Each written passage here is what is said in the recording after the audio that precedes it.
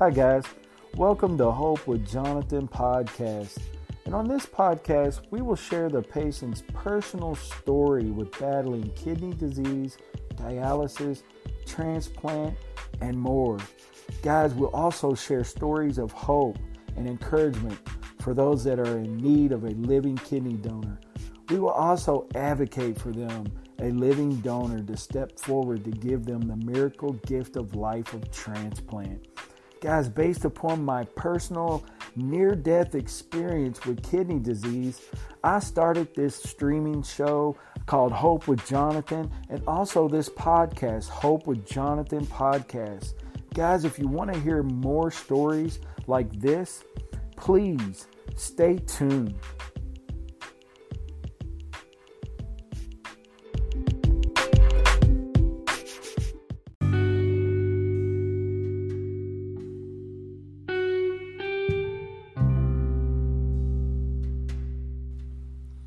KidneySolutions.org, a network of transplant experience.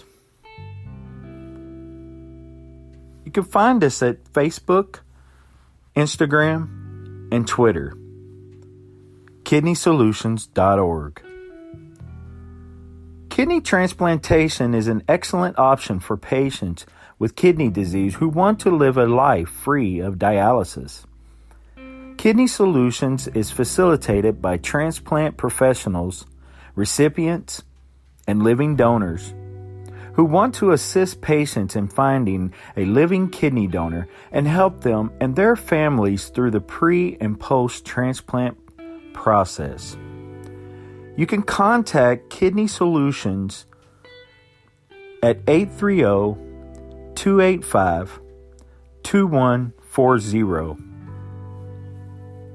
Again, KidneySolutions.org, a network of transplant experience.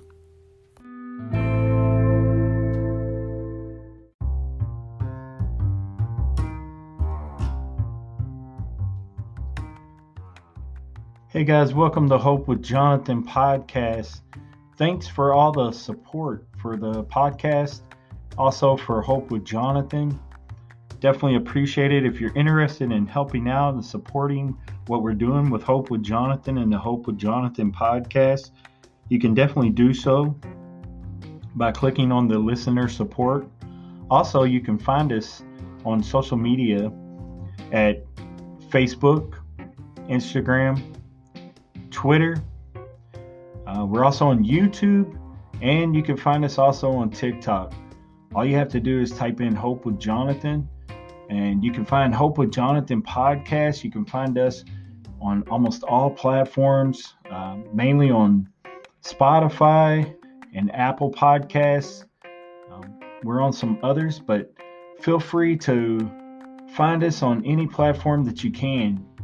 Thanks again, guys, for tuning in and listening to Hope with Jonathan. Appreciate your support. Thank you very much.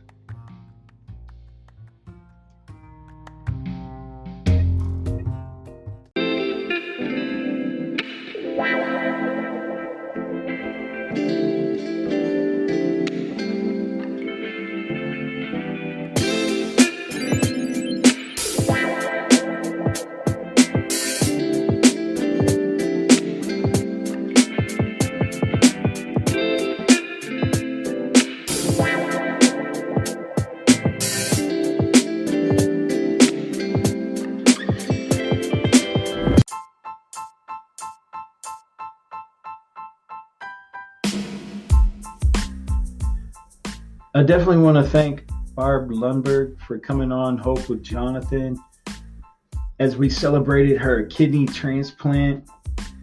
Barb received her kidney transplant on December 23rd of 2020. What an amazing gift right before Christmas. What an amazing gift of love. Amazing gift to end up getting a kidney transplant right before Christmas, guys. Amazing. Barb was also listed with Kidney Solutions as a patient in need of a living donor. I want to give you a direct quote from Barb. She says the Kidney Solutions team has been very supportive, even helped make flyers for me when I was looking for a donor. Guys out there, anybody that is in need of a living kidney donor, maybe you're facing kidney failure, or maybe you've already had to go on dialysis. If you're in need of a living kidney donor, you can reach out to Kidney Solutions. You can check us out at www.kidneysolutions.org. And we will do our best to help you in any way that we can. Again, guys, I really appreciate Barb and coming on and sharing her story. Also, my co-host, Dawn Kirkowski, came on. She's got like over 20 years of transplant experience, so I definitely wanted to have her on as a co-host. I only have 6 months transplant experience, so it was definitely a plus to have Dawn Kirkowski come on and share her many years of experience. An amazing, amazing transplant warrior in Dawn Kirkowski, very informative. As a matter of fact, I'm going to have to bring her back soon and bring her back on as a co-host with Hope with Jonathan. She's just so full of information. So an amazing person too. But this show is about Barb Lundberg and her interview and her celebration of getting a kidney transplant, which is just amazing. As a 6-month transplant patient myself, it's an amazing feeling to no longer be on dialysis and no longer worried about my schedule and things like that, and the diet. Being so strict on a lot of things, such as my fluid intake. I'm still pretty strict on my diet, although I am able to enjoy a few things now and again, but everything in moderation. But as I look back, 6 months have passed by for myself, and I realize how much of a weight it is off your shoulder when you get that miracle gift of life of transplant. If you haven't considered being a living kidney donor, you should really think about it. So many in need out there of a living kidney donor. And yes, you can live a perfectly normal life with just one kidney. I'm doing it right now. Many others out there that are kidney warriors, kidney transplant warriors, and kidney transplant survivors living with one kidney. That's all it takes, folks. We just need a kidney. And there's many out there right now that are on the list in need of a living kidney donor. So please, if you're interested, you can go to donatelife.net. You can actually go right on your phone, click on the health app on the iPhone. You can go directly down to the bottom. It's somewhere down there, and you can sign up to be a donor right on your phone. But guys, listen, I want you to listen to Barb as she talks about her first couple of days and first couple of weeks of being transplanted. Guys, I want you to enjoy this interview, this celebration of a miracle gift of Life of Transplant, and also listen to some of the facts that Dawn Kirkowski throws in there. She's got some really great wisdom when it comes to transplant. So guys, I hope you enjoy this. It ran a little long, but that's okay. It's worth the listen. If you're a newly fresh transplant patient, you definitely want to take a listen.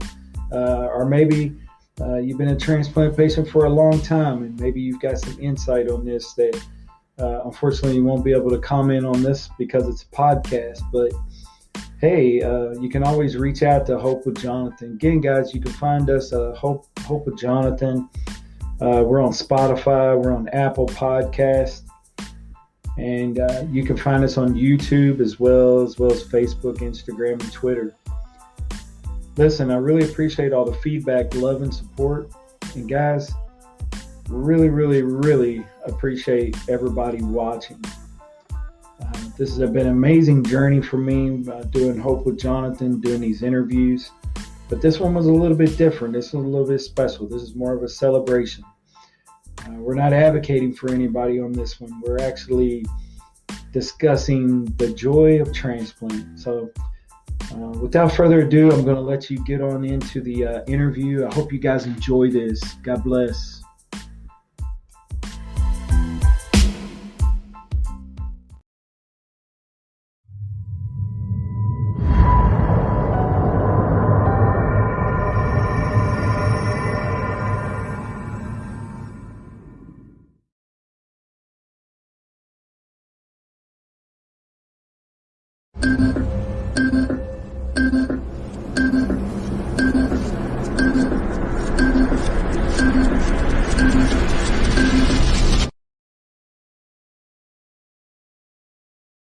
Be strong.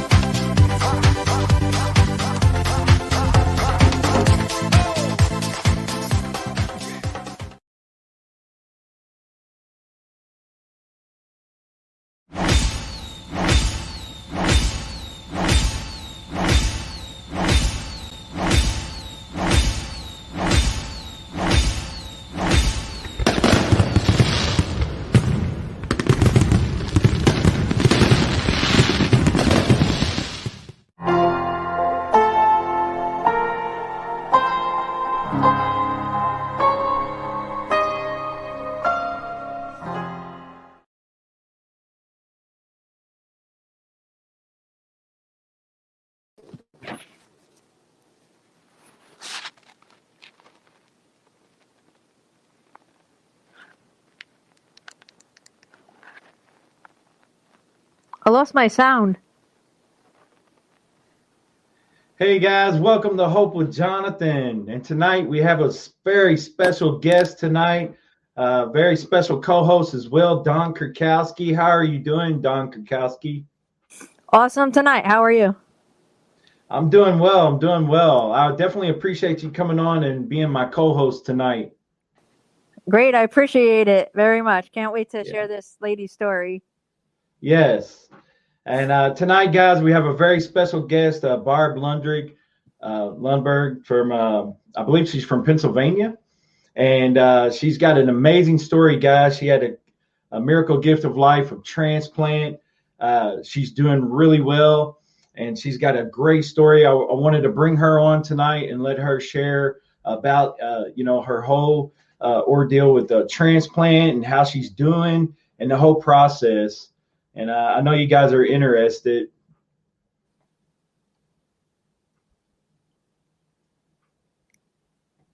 So without further ado, we're going to go ahead and bring on Barb. All right.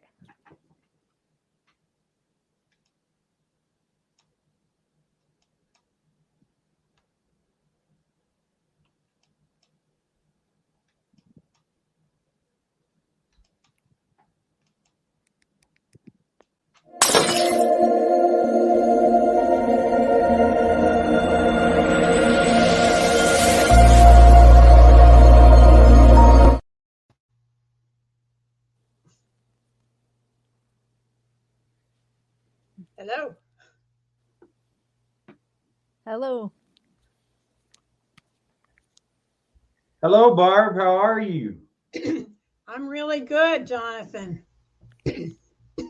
Well, I appreciate you coming on and doing the show with me, doing the interview. I'm glad to. I hope it'll inspire somebody to donate. Oh, most definitely. So, Barb, you got a kidney. Yes, I did. December 23rd. Awesome. So, why don't you tell us a little about your experience with kidney and transplant? Okay. I was on the list for about 6 years, and I didn't realize how bad I was getting, the toxins building up until I got a transplant and started to feel better.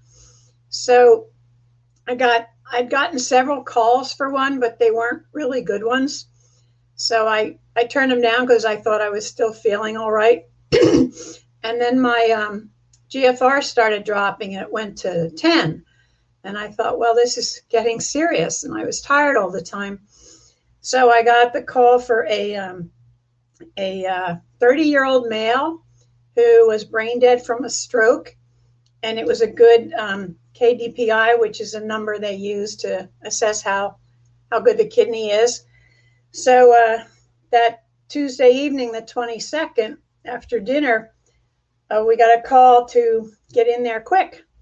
So we drove in there, and it's a 2-hour drive to Johns Hopkins. And then on the 23rd, early in the morning, they gave me a room and got me ready. And then surgery wasn't until like 5 o'clock that evening. And it was good. I didn't have a lot of pain. Of course, I don't remember anything. But I was in the hospital for a week, and they were just wonderful. All the staff, and whenever they would leave, they say, what else can we do for you? And it was very quiet, and it was just a very good experience. And then since then, let's see, I'll be 6 weeks this Wednesday, and I've gone down a couple times to Hopkins, and they've changed the meds or reduced them. And I'm just feeling good. I have energy. My color's back, and I'm very hopeful. All right, that sounds amazing. I can tell you your color and the way that you look really good. So, just in my opinion, your color looks good and everything looks good. So, why don't we talk a little bit about what type of medicine that you're on? Are you currently on the Prograf and Cellcept as the anti-rejection drugs? I don't. I know some of the generic names, and the others, the acyclovir. Okay. And the misophenate, which I think is Cellcept. Okay. And the vitamin D, the aspirin, a couple others I don't remember. The multivitamin and the glucosamine. So it's not too bad. There's maybe 19 pills in the morning, and of course the tacrolimus, is anti-rejection. So I get up about 8 in the morning and I take my tac, and you have to wait like an hour. Then I get breakfast, which I never used to enjoy, and I take my other 17 pills with my breakfast, and then I'm free for all day. Except lately they've added this thing called atovaquone, which is a horrible tasting liquid that I have to squirt in my mouth, but that's only for 6 months. But it does cost $1,000. So Hopkins was able to get it for me for like $163 a month. Okay. Oh, wow.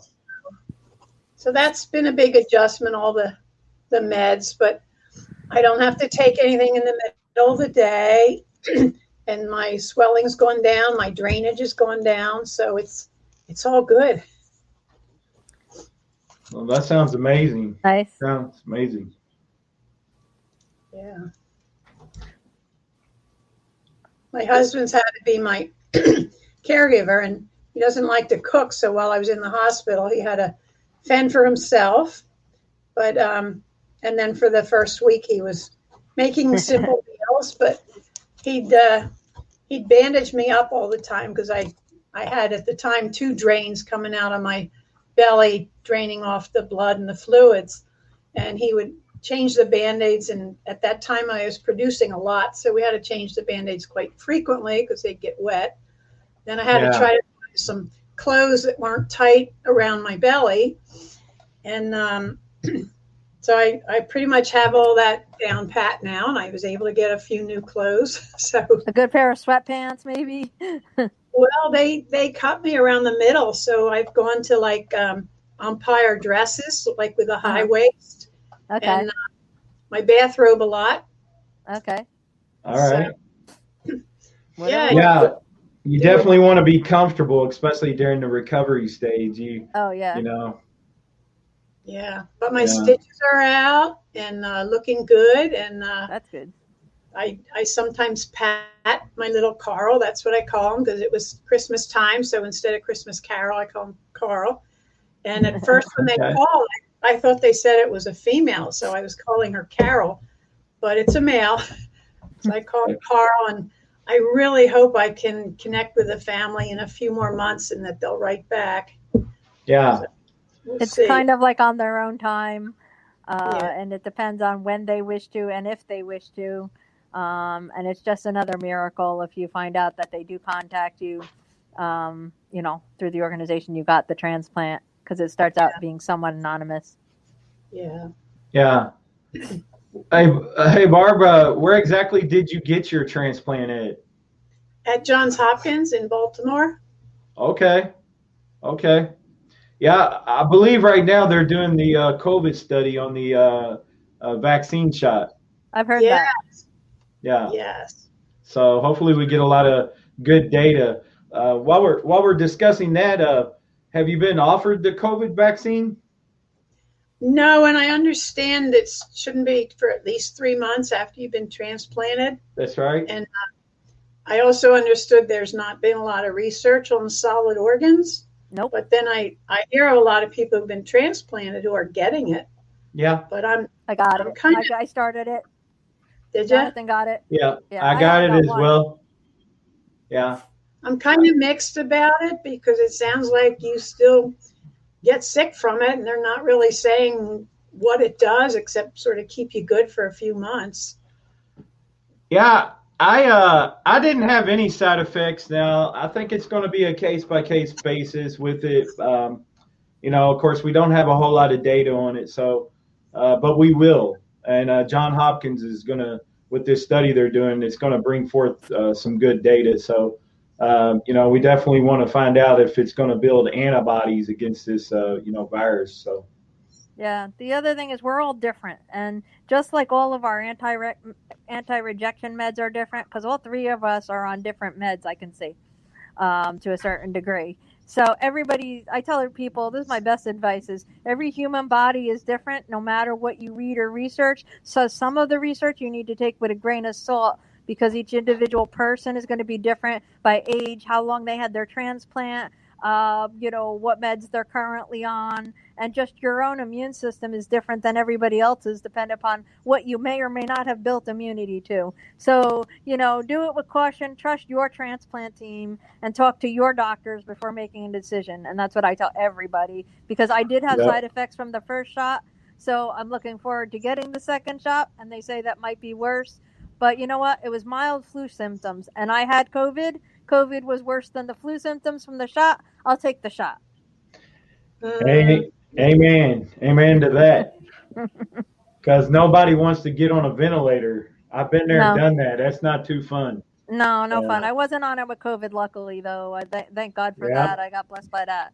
But still, it's no fun. No. I take the next one February 13th. So, I'm looking forward to it.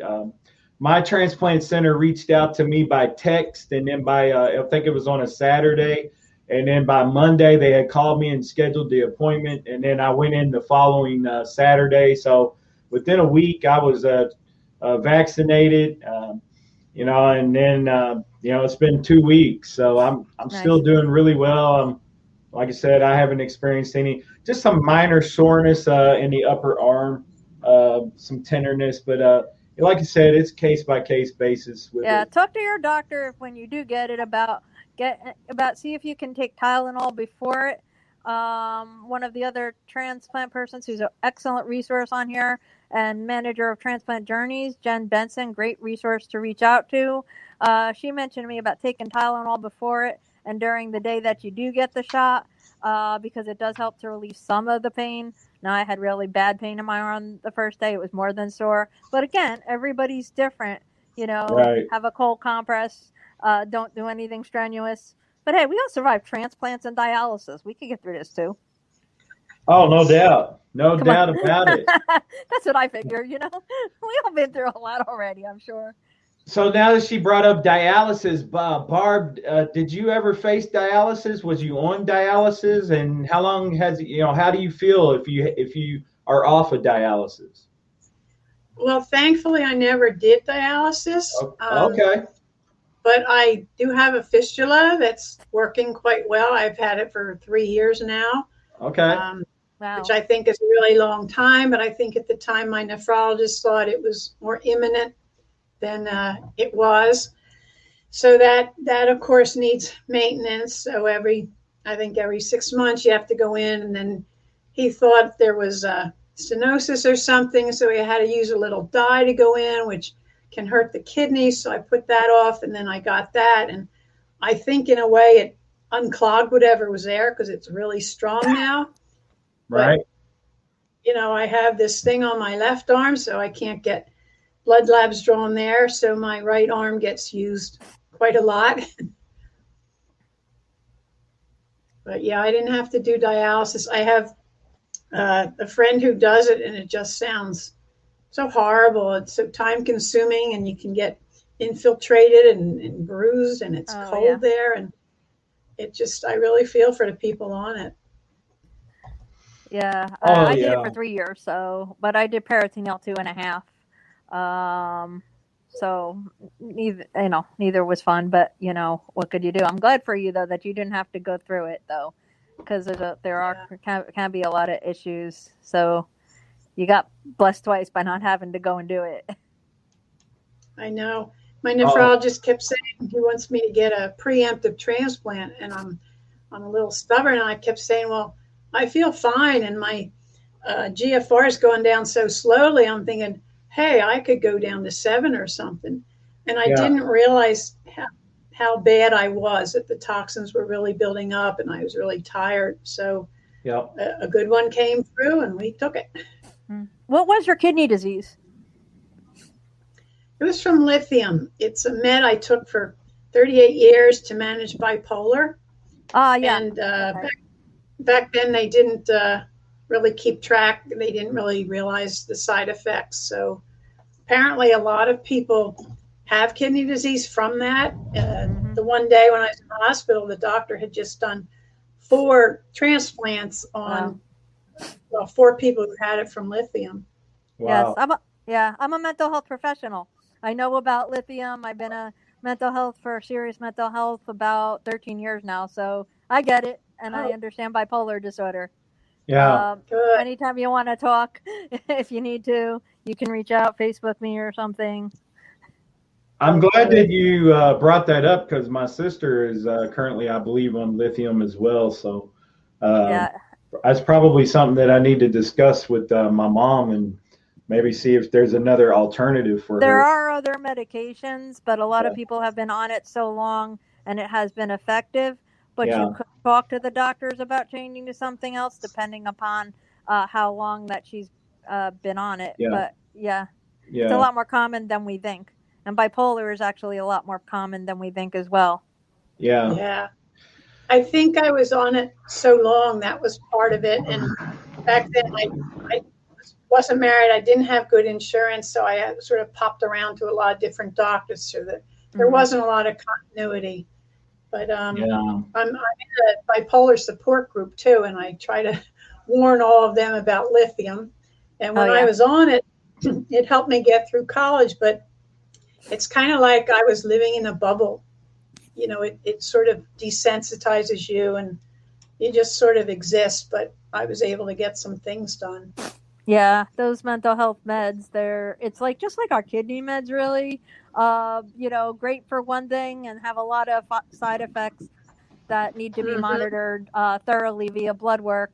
And a lot of people, when they lose their insurance, they don't get to monitor either one of those things. So the same with bipolar and lithium. When you have poor insurance and you can't take care of yourself, well, the same thing is to be, very on top of it with insurance for these meds so that you keep your transplant. So it sort Yeah. of does the same thing. It's very relatable one to the other in that way. Yeah. I was concerned when they talked about having to be on prednisone because I hear a lot of people kind of go off mentally and get agitated and all that, and plus the moon face and stuff.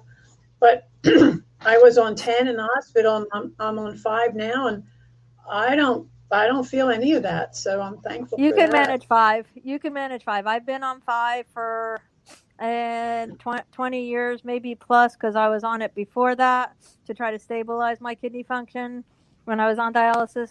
5 is not a problem now, but staying on it can cause long-term effects and things to be wary of. I don't know if your blood sugar spiked at all being on the prednisone. Do you have diabetes as a result? Some people get it, some people don't with it. I don't right now. They were kind of talking about being pre-diabetic, and I really like my sweets, so I'm going to have to watch that. But I know in the hospital, I was getting my glucose was high, so then I get these shots to bring it down, and it was like a yo-yo until they got it right. But I'm not on any shots now, and I guess I just have to watch sweets. That's good. You just have to watch, and it's like talk to a dietitian or something is probably what I might do if you see it go a little high, just to get some advice on how to watch them. Because I was told a little bit of everything is okay, a lot of anything is bad is basically the best advice I ever got. So it's hard because like my husband goes to the store and brings home cookies. Oh, mine too. Mine too. Oh, you guys, I tell you, the cookies, the sweets, the ice cream. Come on. I was a former cookie monster, so there you go. There you go. But I wanted to tell you about. I'm currently not on any prednisone. My transplant team didn't believe in starting it unless you had already previously been on it before transplant. And I'm not on it currently. So I guess, I've heard some people talk about the medicine and the side effects and different things. So I'm kind of grateful in a way that I'm not on it. That doesn't mean that I'm in the future I may not or may have to go on it for whatever reason. But right now, currently, I'm not on it. So be grateful, be happy, Jonathan. But, you may be able to, Barb, talk to them about, since you're so early out of transplant, doing a prednisone-free regimen, because you're not on it that long. They may be able to reduce it enough, like cut it in half and then take it away to prevent side effects later, because you're not far out. Me, they won't take off because I'm 20 years and it's totally affected my metabolism. I cannot come off it. But they may, you may want to talk to them because it does cause bone loss, more problems with osteoporosis. It can cause diabetes later, if not now. So you may want to just talk to your transplant team to see if it's even a possibility. You would really be better off asking them anyway. That's a great idea. Thank you. People are doing it. I have found that the immunosuppressants mess with my blood sugars a little bit. They do. Other ones do too, though. So it is with it. You're right. Yeah. And so before I was on dialysis, of course, the whole process of dialysis is the cleansing of the blood. So my blood sugars were excellent. By the way, my kidney failure stemmed from type 2 diabetes and hypertension. So I had chronic kidney disease from those two culprits right there. Plus of my weight, I was 350 pounds at one time, so I was a very large man, and I ate whatever I wanted. I was living life in the fast lane. For those of you who come across this video, if you're suffering with type 2 diabetes or hypertension, please get that regulated, get it under control. It will cause kidney disease. Those are the top 2 factors for kidney disease right now.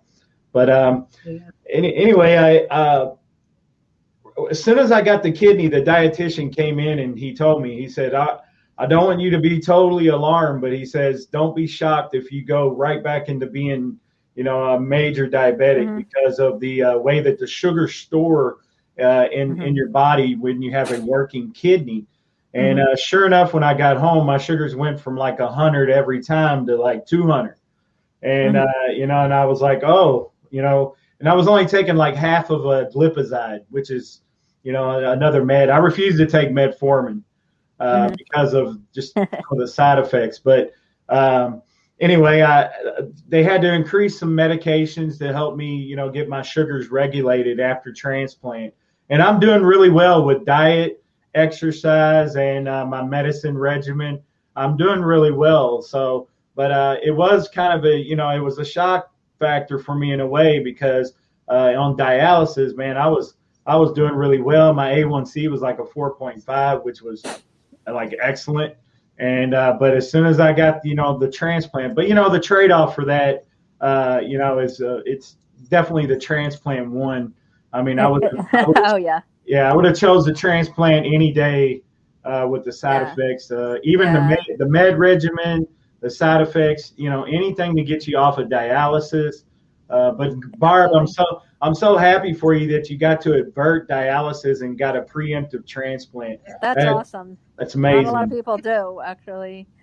They're trying to help people with the Jonathan and other people in the urban health community are trying to help people get preemptive transplants by getting them living donors. That's right. Which is awesome. But the fact that you have one, so what? You have one and it works, and that's great. What is your creatinine levels like on your new kidney? Oh, let's see. I think the last one was like 2.1. Okay. And right. It had been 4.3 or something. Oh, so it's coming down. Right. You're coming way down. You're doing really well. That's good. Mine floated around 2 for a little bit, and then it came down to about 1.8, and now I'm holding steady right around the 1.3, 1.4. I'm 5 months transplanted, so because I'm holding steady there, the transplant team's not really concerned about it too much because they know every time I'm doing my blood work, and by the way, I'm on a 2-week schedule now. Nice. Every time I do my labs every 2 weeks, I'm just heading, holding it strong right there at like 1.3, 1.4 area. And they said that that's normal for some transplant patients. Wow. Mm-hmm. Did you, by you losing weight, did that help the diabetes?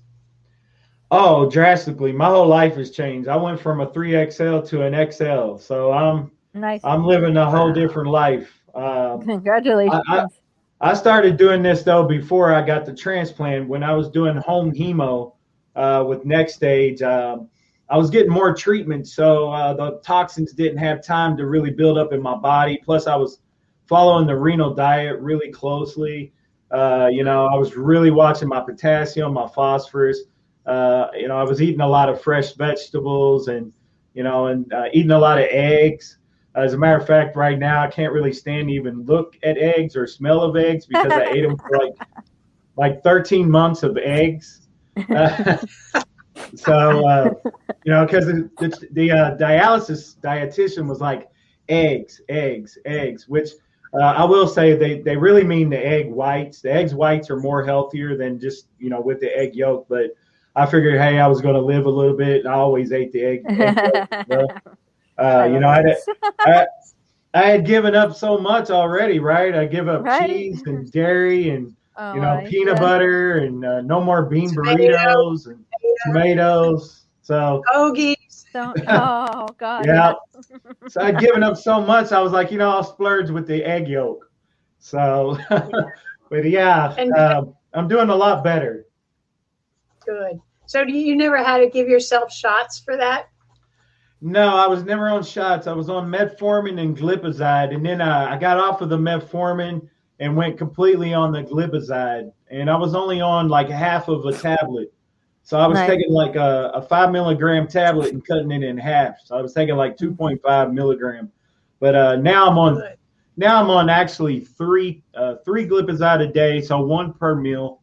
And then I take a Tradjenta in the morning, which has really worked great for me. So I've heard of that. I've heard that stuff works for some people. Yeah.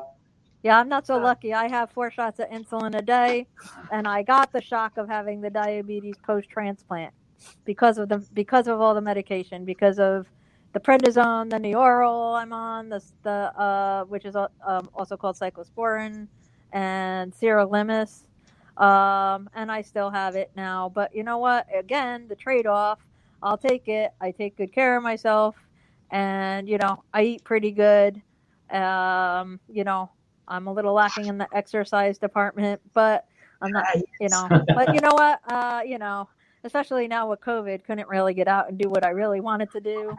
But you know what, I'm doing all right. My numbers are always pretty good. So that's the important thing, no matter what I do, because I do cook, but I eat pretty good with, vegetables and a variety of food. Jonathan can vouch for that. He's seen my food posts.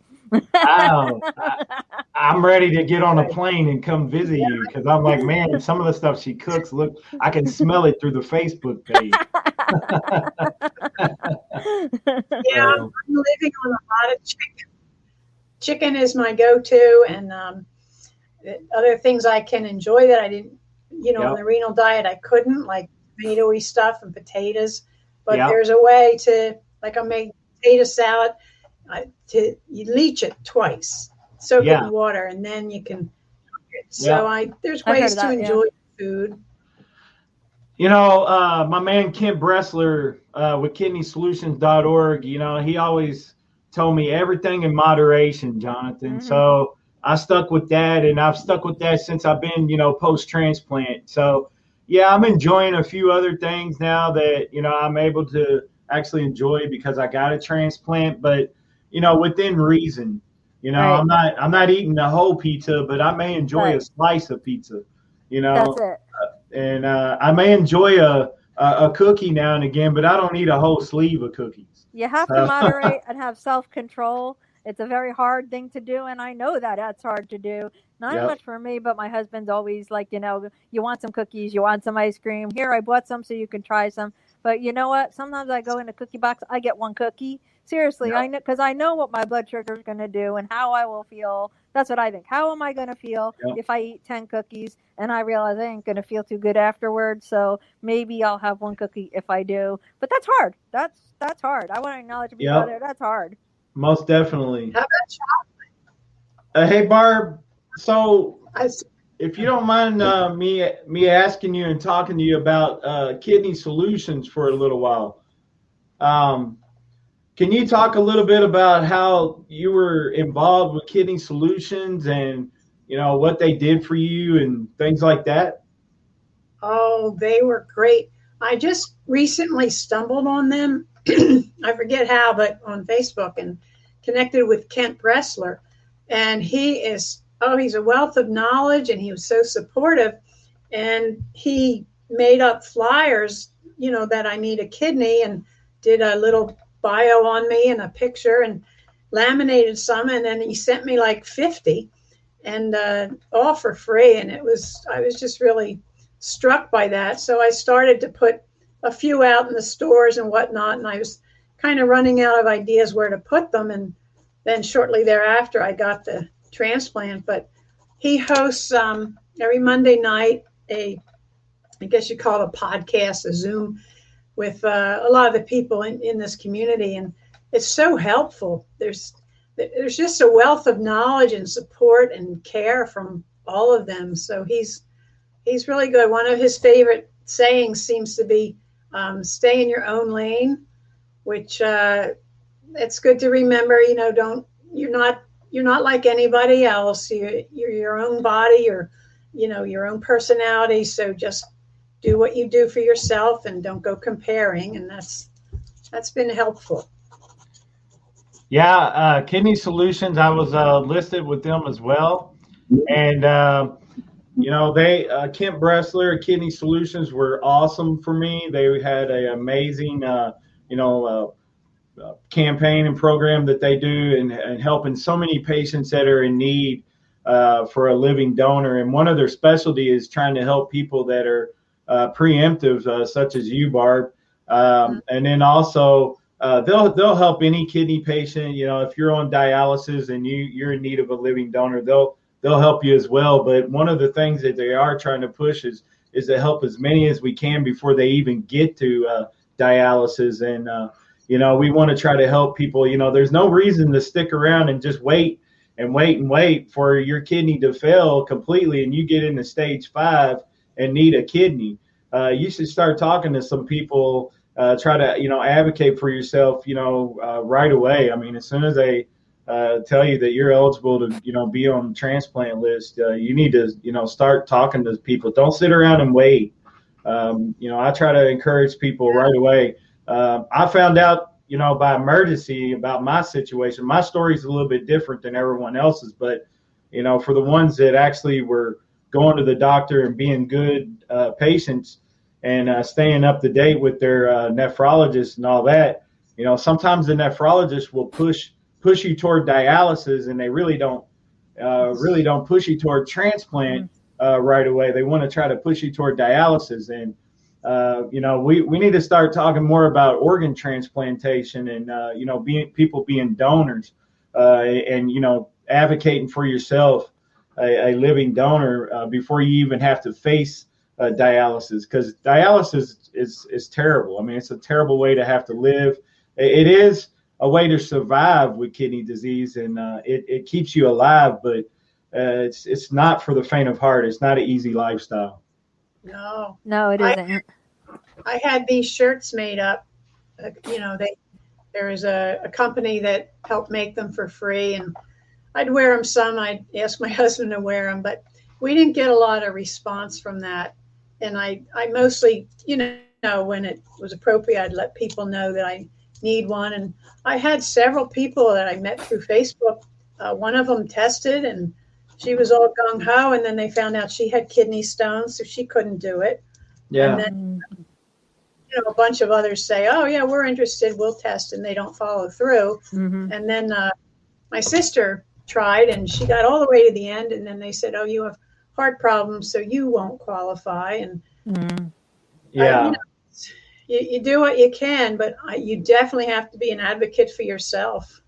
Absolutely. Yeah. And if people don't feel comfortable out there that might be watching this, talking about it, and they just feel depressed, then reach out to any one of us, reach out to any of these groups. I also want to mention Transplant Journeys, run by Jen Benson, an advocacy and support group for people either going through dialysis, waiting for a kidney, or waiting for any kind of organ. She runs a fabulous nonprofit organization. You can reach out to her. Again, you can reach out to Kemp Wrestler. You can reach out to any one of us.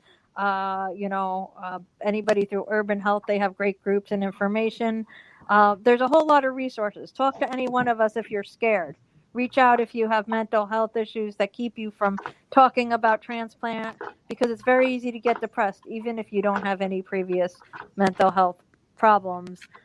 It can be a very depressing life on dialysis. So just reach out. I know you sometimes want to sit and not say anything, but reach out. And check organ donor on your license. I've heard a lot of people who have donated, and one of them altruistically, she didn't even know who it went to, and they said they would do it again if they had extra kidneys. I'd give one away if I had one to give away, but little too late. I did sign up when I was 18 years old to be a donor, and my stepsister, when I was 19, died of a brain aneurysm, became a donor, and by 29, I got a transplant.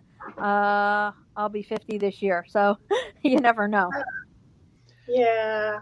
There's also a Facebook organization, Kidney Support, Dialysis, Transplant. It's a long name, but they're very helpful. I mean, it's a great community, and you can ask anything, and they all have their own experiences. So that's a good one to get connected with. And most of the time we care. Like I'd say almost everybody that I practically met, actually I haven't met anybody that's gone through this disease that doesn't care to talk to other people.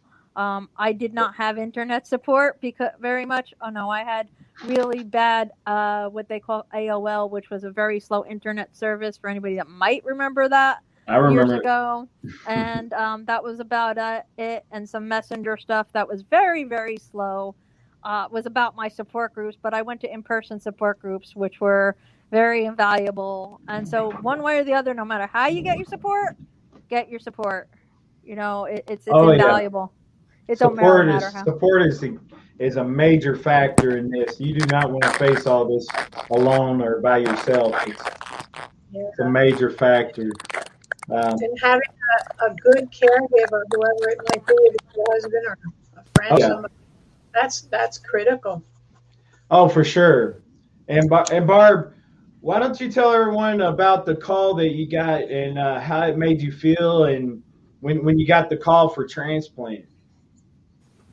Well, like I said, I'd had several other calls, over the last several years, and they weren't particularly good ones.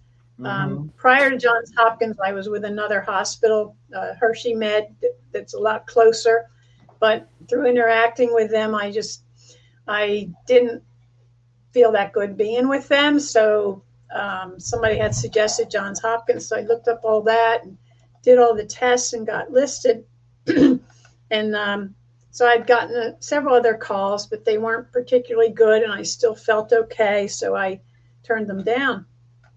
So, and it weighs on you all the time, like, oh, is that call going to be it? It's going to totally change my life. What do I do with our dogs? How do I get there quick? What do I pack? So, I just kind of been putting it off. And then this call came through, and I looked at my husband, and it was such a good kidney. And we kind of knew this is it. So the initial excitement, I'm texting my friends and calling my friends, and then thinking, oh, what do I pack? And do we have money? Is there gas in the car? What do we do with the dogs? But thankfully, it was late at night, so the dogs just slept. And because of COVID, my husband could only drop me off and then pick me up when I was done. So that was kind of weird. You're really alone, and you're just surrounded by the doctors and nurses and all who give great care. And really, you're only in there for medical reasons. There's no reason to have a lot of other people kind of interfering with your healing.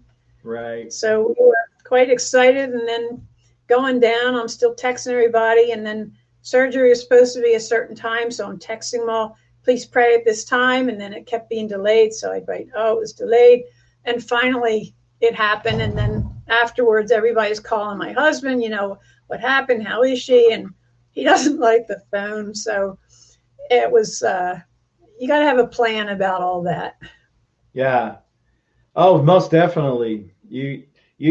Some people have a bag packed and they've had it packed for a long time. So it's just kind of sitting there waiting. That's like their transplant bag. They're ready to go, so. Yeah, but the seasons change and you need different things. And that's true. It's almost like, I don't know, for me, it was like, do it the last minute. Then I kind of know what's going on, but you have to have like your medical directives, your will. Of course, you should have all your banking taken care of and all your bills, and make sure your spouse or whoever knows, what's happening as far as financial stuff. But we took care of that, especially the will and the medical directives, and it was good to go. Dawn, you have any insight on that?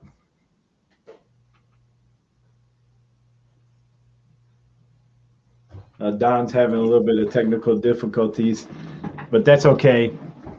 Here oh, here you are. Okay, here I am. I don't know what happened. I hit the mic by accident. Okay. That's okay. Yeah. So I was saying, I like what Barb said about preparing your medical directive, or letting or speaking to your husband or whoever your caregiver about, what you want and what you need, and about making medical decisions.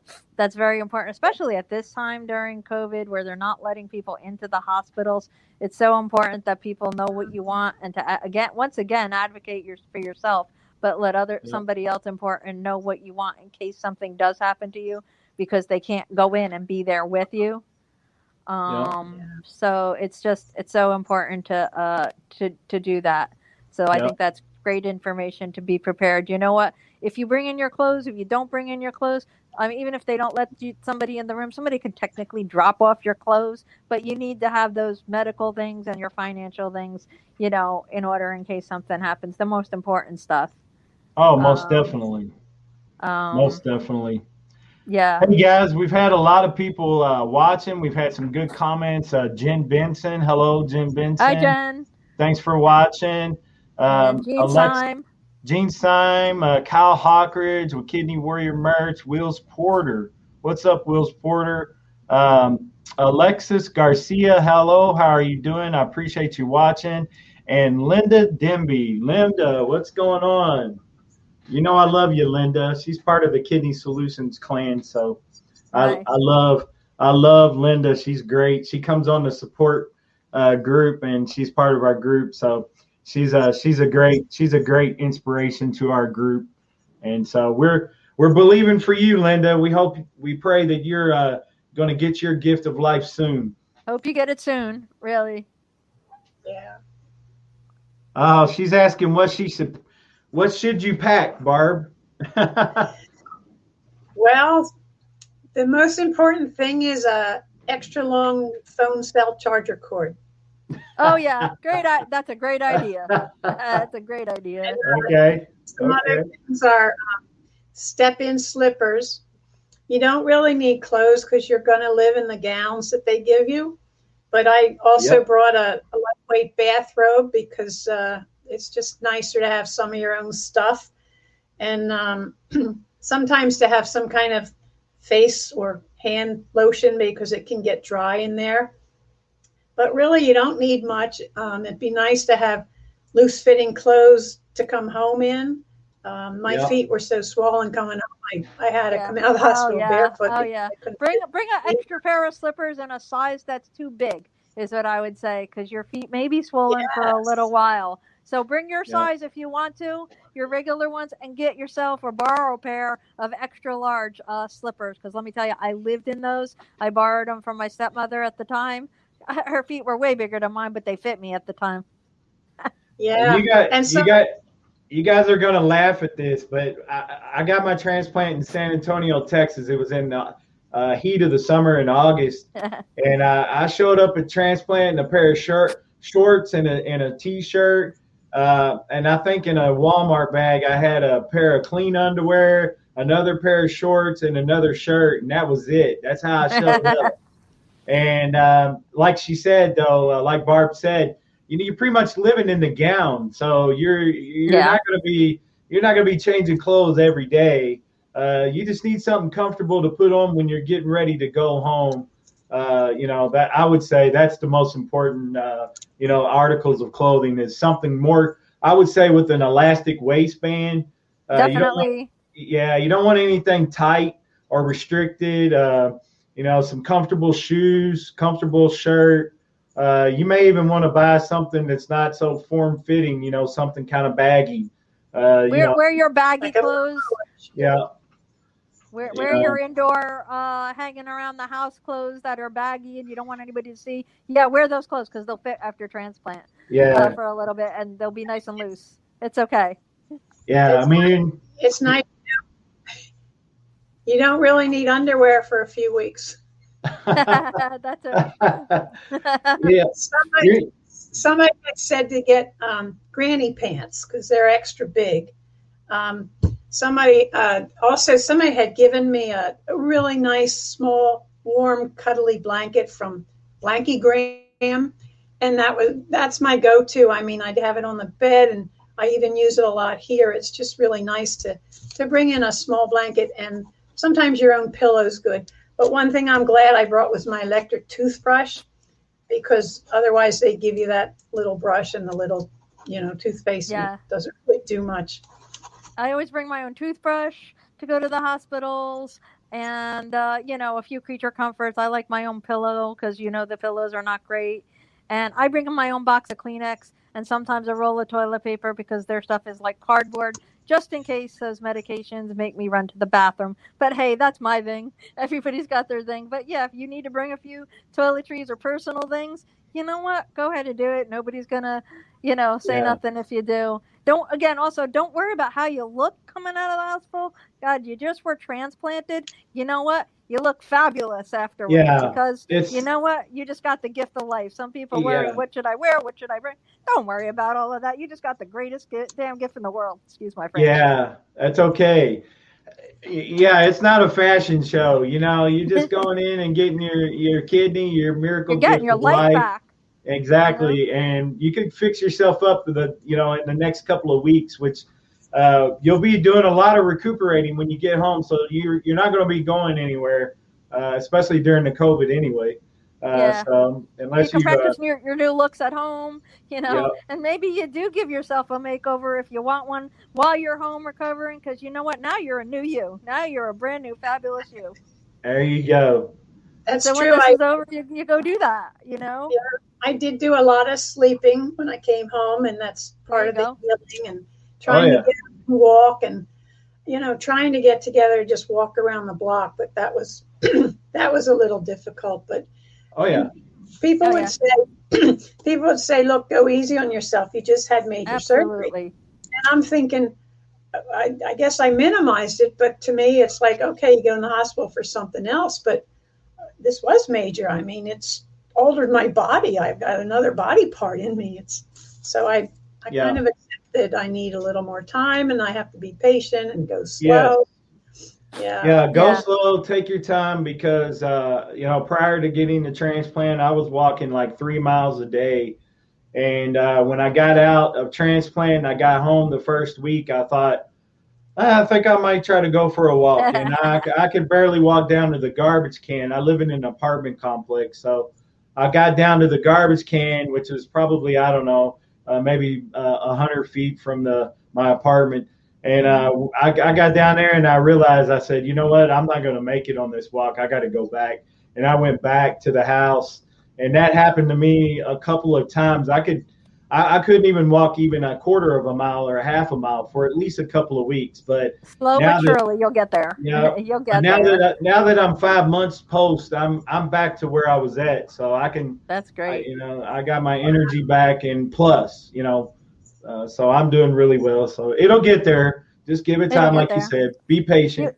I was told this by one of the doctors later on, that you heal faster on the outside than you do on the inside with anything. So your stitches might come out, but in the beginning, if you're still sore, if it still hurts, you'll feel it because your inside is still healing, because they had to put that in there pretty firmly, and they had to connect some other parts to get it to stay the way it's supposed to stay.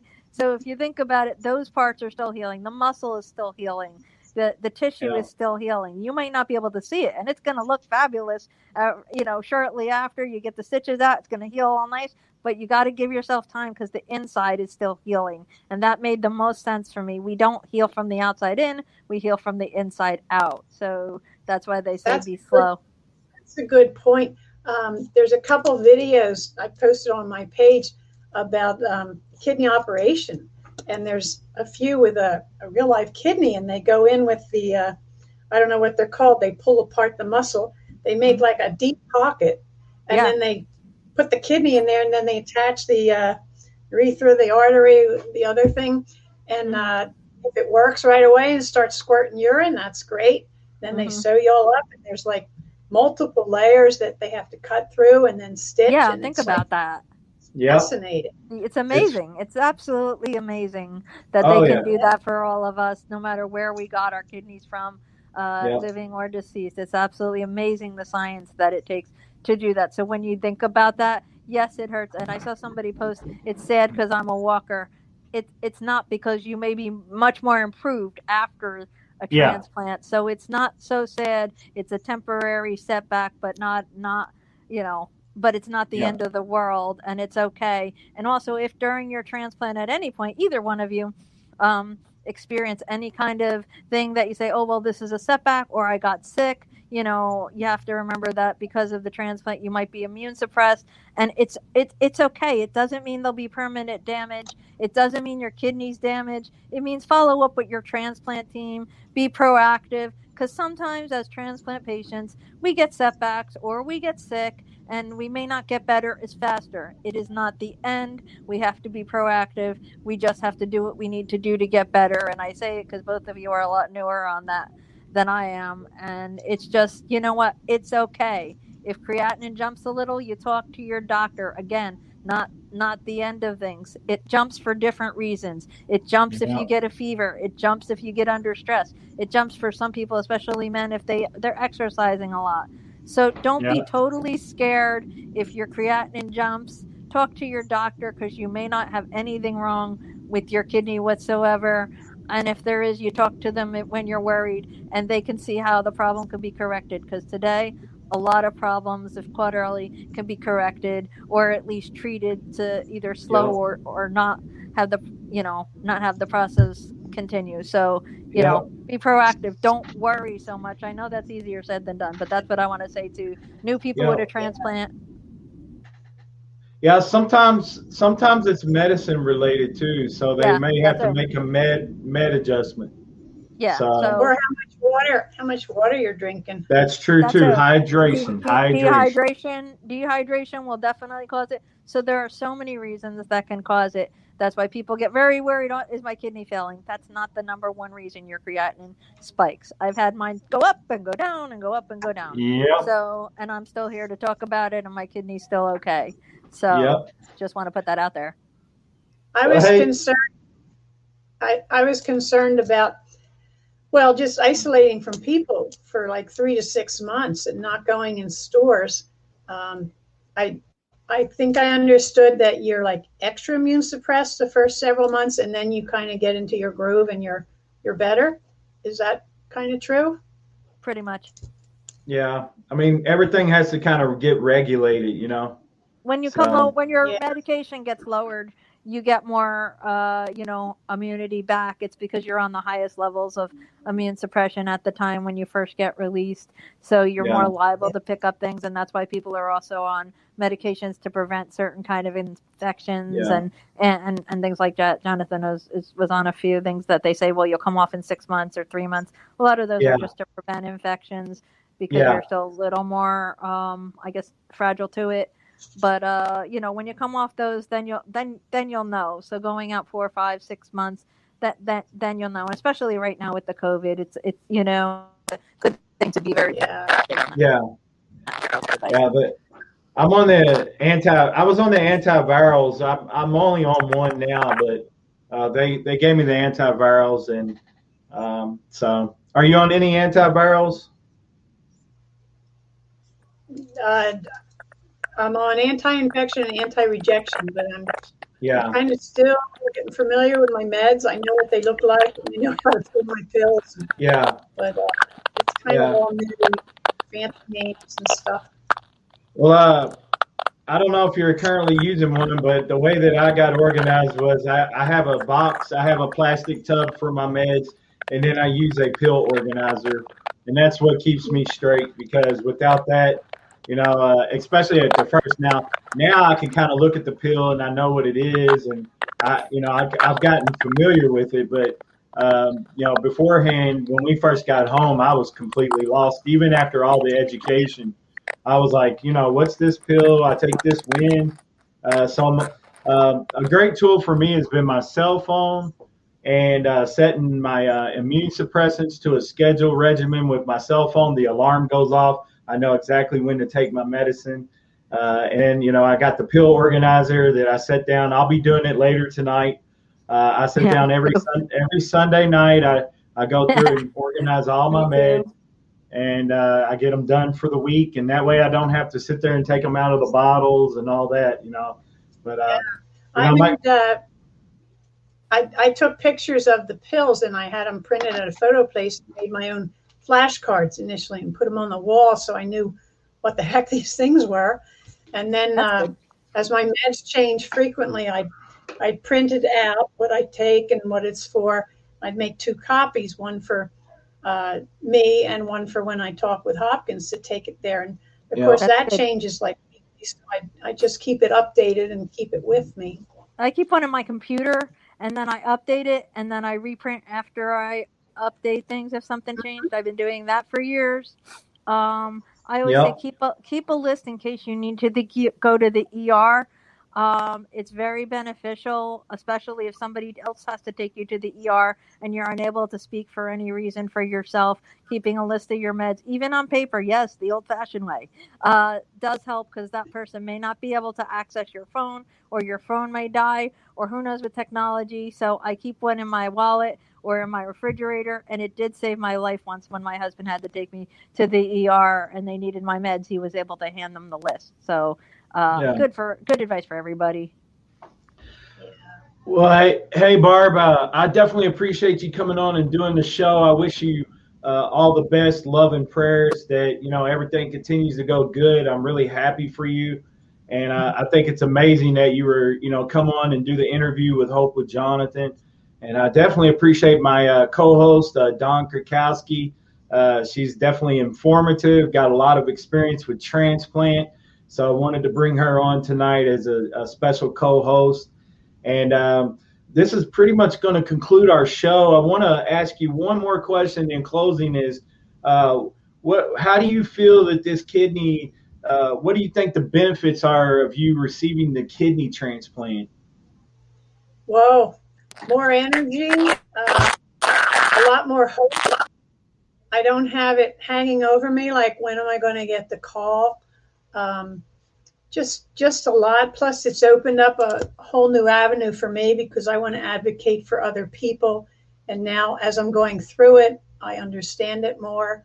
And it's just, God has blessed me so much. I mean, in the evening for the past years, my husband and I pray together, and we always prayed for a good kidney and about all that. And it's an answer to prayer, especially right at Christmas. So it's something new. It's a new part of my journey, but I embrace it.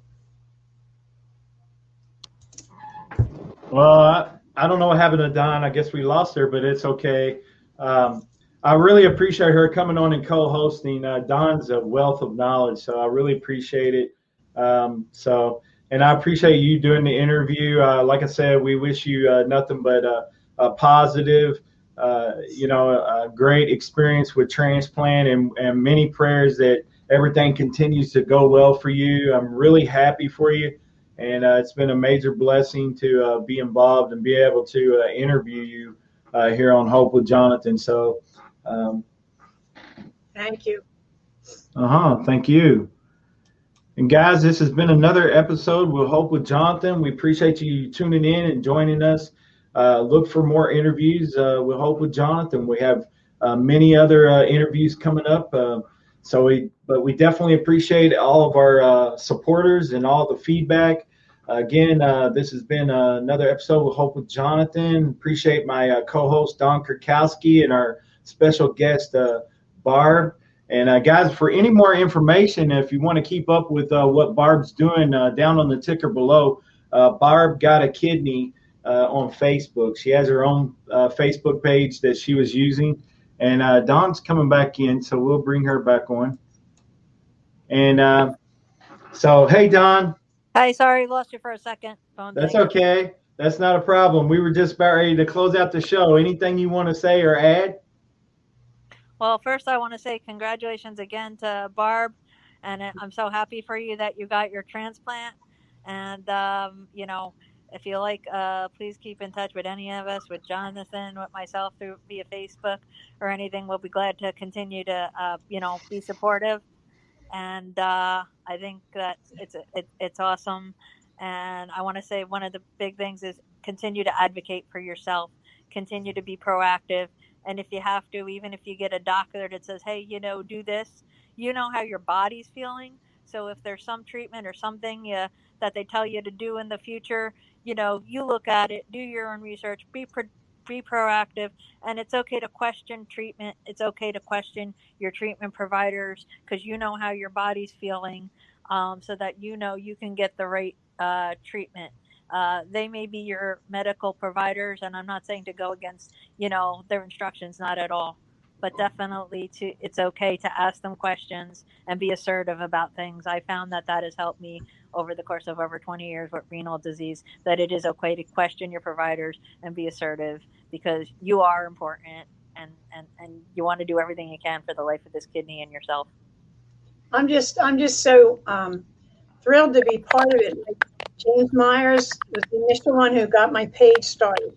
So he's a great help. And then Jeffrey and Jared Brown, the twins, have been very helpful, and they've been posting for me. And then Steve, of course, is great. He's a new author. And Kent and Donovan and Dawn and all the others. It's just a wonderful group of people. Absolutely. Awesome people. And they're there for you. We're all there for you. We're all kidney warriors. And really, it's an awesome, incredible group. Yeah. Well, I appreciate you, Barb, and it's just a little bit of a payback for everything that's done was done for me. I had so many people help me as well and advocate for me and do stories with me and interview me, and so I thought I would pay it forward, so to speak, by doing what I'm doing. It's just a small part. We need so many more and so much more awareness for kidney disease and organ donation. But again, guys, I really appreciate it. Appreciate my co-host, Dawn Kirkowski. I appreciate you, Barb, for You're doing coming an on. awesome job, Jonathan. Thank you so much, Dawn. I appreciate you. And again, guys, this has been another episode of Hope with Jonathan. You guys tune in for the next couple of episodes. I got some great interviews coming up. Y'all take care. God bless. Thank you.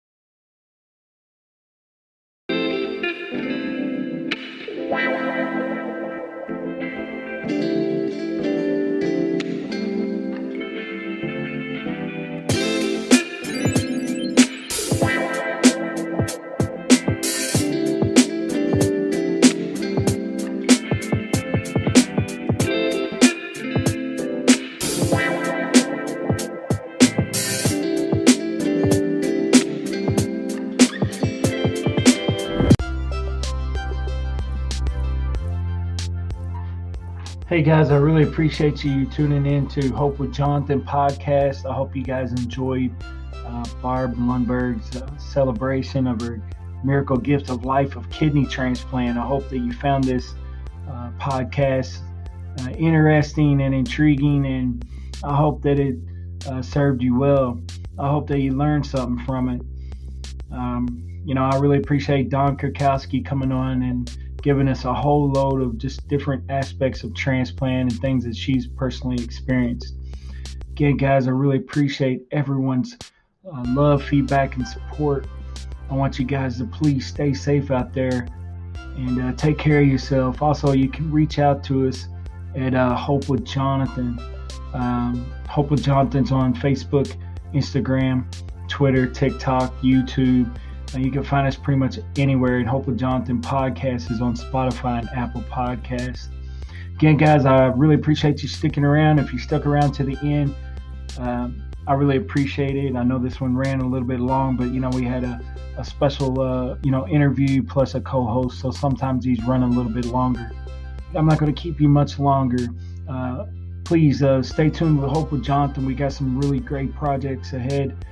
Some really great interviews, not only with kidney patients, but people surrounding the kidney community. So got some great things in store for 2021. Hey guys, you guys stay safe out there. God bless. Take care of yourself. And remember, get your kidneys checked out.